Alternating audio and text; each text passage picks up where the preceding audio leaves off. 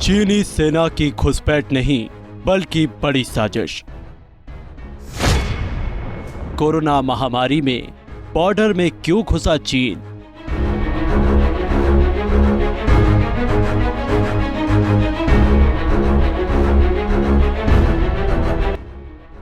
अंग्रेजी अखबार times of India में छपी खबर के अनुसार दुनिया भर के कई देशों में कोरोना संक्रमण बढ़ रहे हैं।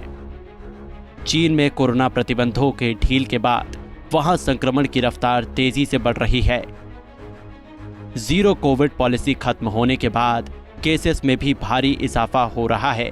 हालात इतने गंभीर हैं कि अस्पतालों के सभी बेड भरे हैं, दवाएं नहीं हैं, जहां हैं वहां भी लंबी लाइन लगानी पड़ रही है। बीजिंग में शमशानों में 24 घंटे अंतिम संस्कार किए जा रहे हैं। हालात इतने बदतर हो चुके हैं कि अंतिम संस्कार के लिए वेटिंग 2000 तक पहुंच गई है। एक्सपर्ट्स का कहना है कि चीन में कोरोना केस दिनों नहीं बल्कि घंटों में दोगुने हो रहे हैं। अमेरिकी साइंटिस्ट और महामारी विशेषज्ञ एरिक फैगलडिंग ने सोशल मीडिया पर चीन के चौंकाने वाले वीडियो शेयर किए हैं। इसमें अस्पतालों, शमशानों और मेडिकल स्टोर्स के चिंताजनक हालात दिखाई पड़ रहे हैं। उन्होंने कोरोना पर बड़ी चेतावनी देते हुए कहा कि 90 दिन में चीन की 60% आबादी और दुनिया के 10% लोग कोरोना से संक्रमित होंगे। करीब 10 लाख मौतों की आशंका है। इस खबर ने भारत की चिंता बढ़ा दी है।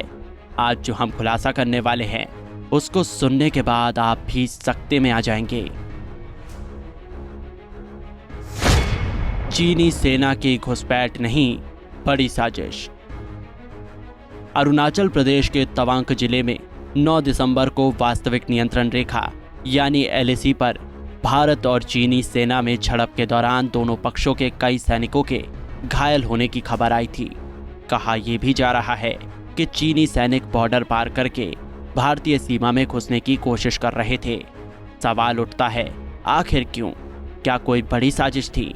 जहां एक ओर चीन में इतनी बड़ी तादाद में लोग कोरोना से संक्रमित हो रहे हैं, वहीं दूसरी ओर चीनी सैनिकों का इतनी बड़ी संख्या में भारतीय सीमा में घुसना अपने आप में कई सवाल खड़े करता है। भारत को हो जाना चाहिए हाई अलर्ट।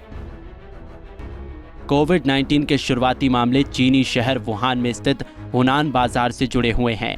महामारी की शुरुआत से ही वुहान को कोरोना वायरस के स्रोत के तौर पर देखा गया। एक बार फिर चीन में कोरोना प्रतिबंधों में ढील के बाद वहां संक्रमण की रफ्तार तेजी से बढ़ रही है। पिछली बार भी चीन के रास्ते ही कोरोना ने भारत में पैर पसारा था। एक बार फिर तवांग सेक्टर में चीनी सैनिकों की घुसपैठ ने हलचल मचा दी है।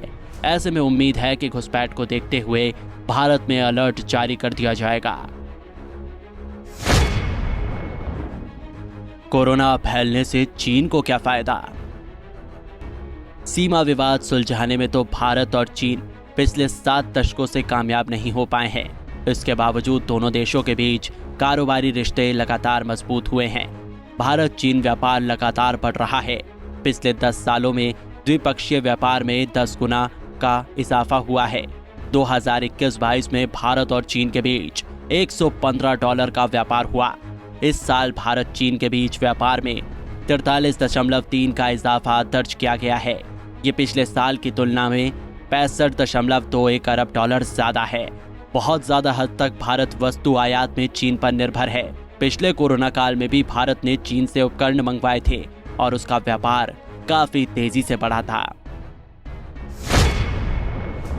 केंद्रीय स्वास्थ्य मंत्री की हाई लेवल मीटिंग। कोरोना को लेकर समीक्षा बैठक हुई। यह बैठक केंद्रीय स्वास्थ्य मंत्री मनसुख मंडाविया ने बुलाई थी। बैठक में दुनिया भर में फैल रहे संक्रमण और उसके परिदृश्य को लेकर चर्चा की गई। कोरोना को लेकर बुलाई गई समीक्षा बैठक में स्वास्थ्य, आयुष, फार्मास्यूटिकल्स और जैव प्रौद्योगिकी विभाग के सचिव, भारतीय चिकित्सा अनुसंधान परिषद के महानिदेशक राजीव पहल, नीति आयोग के सदस्य स्वास्थ्य वीके पॉल और टीकाकरण पर राष्ट्रीय तकनीकी सलाहकार समूह के अध्यक्ष NL अरोड़ा और अन्य वरिष्ठ अधिकारियों ने भाग लिया और कड़े निर्देश दिए गए हैं। उम्मीद है कि भीड़भाड़ वाले आयोजन पर प्रतिबंध लग जाएगा। अन्य देशों की अपेक्षा भारत में घट रहे केस। कई देशों में कोरोना संक्रमण तेजी से बढ़ रहा है, लेकिन भारत में संक्रमण लगातार घटता जा रहा है। बीते सप्ताह देश में कोरोना संक्रमण के कारण 12 मौतें हुई। इनमें से 3 दिन एक भी मौत कोरोना से नहीं हुई है। मार्च 2020 में जब से भारत में कोरोना से मौत होना शुरू हुई, तब से ये आंकड़ा सबसे कम है। इस सप्ताह कोरोना के 1103 नए मामले सामने आए, जो कि 23-29 मार्च 2020 के बाद का सबसे कम संक्रमण वाला सप्ताह रहा। 23-29 मार्च 2020 को 736 कोरोना के मामले सामने आए थे और इसके अगले ही सप्ताह केस बढ़कर 3154 हो गए थे। बीते 5 महीने से कोरोना के मामले देश में लगातार घट रहे हैं। जुलाई 18-24 वाले सप्ताह के बाद से लगातार कोरोना के मामले देश में घट रहे हैं। इस सप्ताह कोरोना के 1.36 लाख नए मामले सामने आए हैं। इसके बाद से ही सप्ताह दर सप्ताह कोरोना के मामले घटते जा रहे हैं। बीते सप्ताह में हुई 12 मौतें संक्रमण से होने वाली मौतों के लिहाज से सबसे कम रहा। वहीं दूसरी ओर एशिया और यूरोप के देशों में कोरोना के मामलों में तेजी से उछाल आया है। worldometers.info के अनुसार 2 नवंबर से ही कोरोना के मामलों का औसत दुनिया भर में बढ़ा है। 2 नवंबर वाले सप्ताह में औसतन 3.3 लाख नए केस दर्ज किए गए और 18 दिसंबर को इन आंकड़ों में 55% का उछाल आ गया और नए केस 5.1 लाख हो गए।